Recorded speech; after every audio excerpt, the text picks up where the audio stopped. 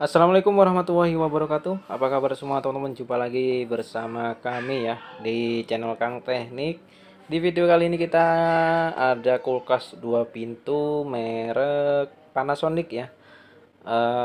Dan di sini untuk kerusakannya itu di bagian bawah itu nggak bisa dingin. Nah di bagian sini, di bagian bawah itu nggak bisa dingin ya. Nah untuk kasus kulkas 2 pintu, kasus seperti ini itu sering terjadi ya pada kulkas 2 pintu, karena sistem kulkas 2 pintu itu kelistrikannya itu agak banyak ya, makanya sering terjadi di bagian bawah itu nggak dingin, di bagian atas dingin, bawah nggak dingin. Nah itu sering terjadi. Nah untuk kerusakannya itu berbeda-beda ya, karena kelistrikannya itu juga banyak. Nah ini untuk di bagian atas itu bisa beku ya, bagian atas bisa beku, dan untuk di bagian bawah itu nggak bisa dingin ya.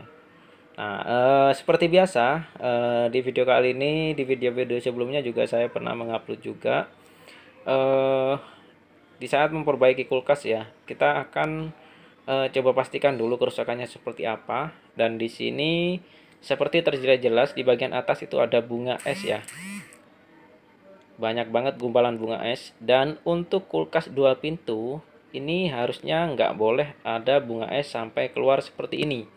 Nah kalau misalkan di bagian atas kulkas 2 pintu ini sampai terjadi bunga es keluar seperti ini, itu artinya eh, terjadi masalah ya, entah itu di bagian kelistrikan ataupun yang lain-lain. Yang pasti untuk di bagian freon itu aman, jadi nggak perlu ngecek freon.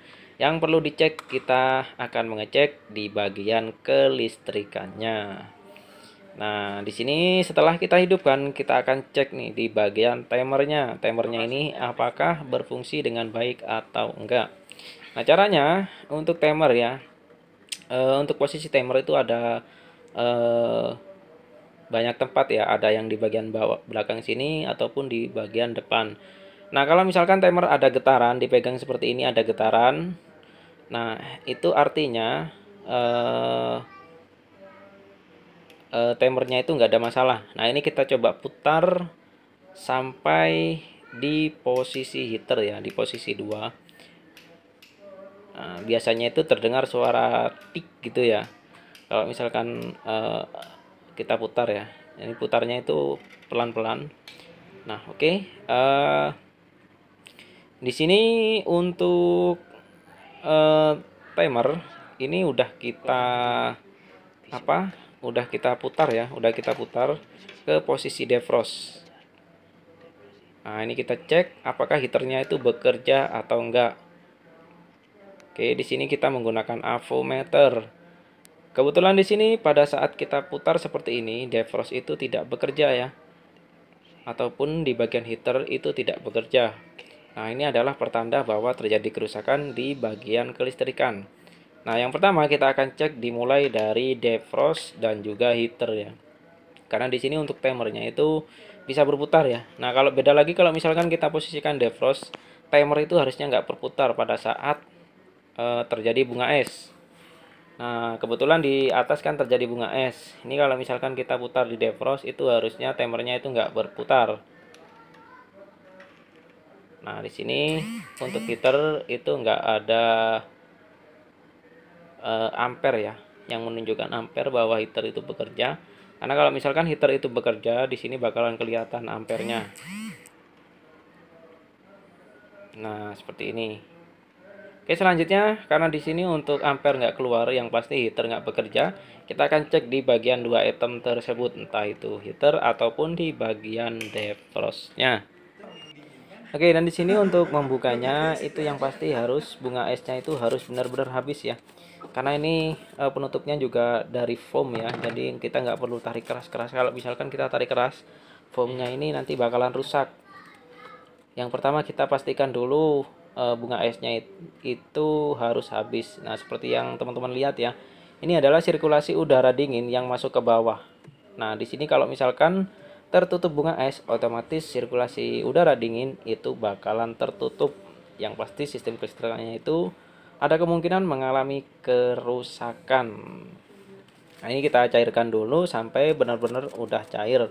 Nah, untuk cara menyairkannya bisa menggunakan blower ataupun kita siram menggunakan air panas seperti ini. Jadi teman-teman nggak perlu khawatir, nggak perlu takut rusak karena kalau misalkan kita siram air panas itu akan lebih cepat mencair ya bunga esnya. Sambil kita siram, sambil kita cek juga nih untuk di bagian pembuangan airnya ataupun di bagian tandon airnya. Karena kalau misalkan di bagian tandon air itu nggak keluar, ada kemungkinan kan buntu untuk di bagian pembuangan. Itu juga penyebabnya bisa menyebabkan di bagian bawah nggak dingin juga ya. Itu salah satu penyebabnya.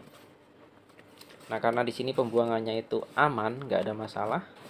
Di sini langsung kita lepas aja foamnya. Untuk melepasnya itu pelan-pelan ya, hati-hati, jangan sampai rusak untuk foamnya. Nah, di sini setelah kita lepas ya untuk di area foamnya, kita langsung cek di bagian defrostnya. Di sini kebetulan untuk defrost sudah pernah diganti ya untuk di bagian defrostnya. Nah, ini adalah defrostnya, kita akan cek. Harusnya defrost itu connect ya ketika dicek menggunakan avometer. Nah, di sini terpaksa nggak bisa saya rekam ya karena di sini posisinya itu saya ngerekamnya itu sendirian. Yang pasti ada dua jalur kabel ya yang dari defrost itu teman-teman bisa cek itu harusnya connect ya. Kalau misalkan kita cek seperti ini tuh harusnya connect. Nah, kebetulan di sini untuk di bagian defrost itu nggak connect ya. Langsung saja saya ganti. Di sini saya ganti dengan yang baru ya. Ini kita ganti juga. Nah, selanjutnya apalagi yang perlu dicek? Yang perlu dicek juga yaitu di bagian heater. Nah, di sini kelihatan ya, heaternya itu di bagian bawah. Teman-teman bisa pegang seperti ini. Biasanya itu heater kalau rusak itu pecah ya, kacanya itu pecah. Namun kalau misalkan nggak pecah, teman-teman bisa cek dua kabel yang dari heater juga sama pengecekannya harusnya keluar nilai ya. Kalau dicek di bagian heaternya, jadi heaternya itu sama untuk pengecekannya. Nah, kebetulan di sini untuk heater saya cek nggak ada masalah ya. Saya cek nggak ada masalah dan juga yang bermasalah itu di bagian defrostnya. Nah, ini defrost sudah kita ganti. Nah, untuk pengecekan heaternya seperti yang saya lakukan tadi ya. Jadi dicek kondisi fisiknya apakah pecah atau enggak. Kalau enggak bisa dilangsung menggunakan 220, nggak ada masalah. Nah, ini saya hidupkan bentar banget ya, bentar banget, ini udah terasa panas. Jadi hati-hati. Nah, jadi seperti ini ya. Nah, untuk defrost sendiri itu kelihatan ya kalau misalkan kondisinya itu udah mulai rusak. Biasanya itu di dalam itu banyak air ya. Banyak embunan, banyak air. Nah, itu perlu kita ganti ya kalau seperti itu. Nah, kebetulan untuk kerusakan hari ini itu di bagian defrostnya ya. Nah, kerusakan seperti ini sering terjadi, namun banyak banget ya penyebabnya, bisa dari heater ataupun timer.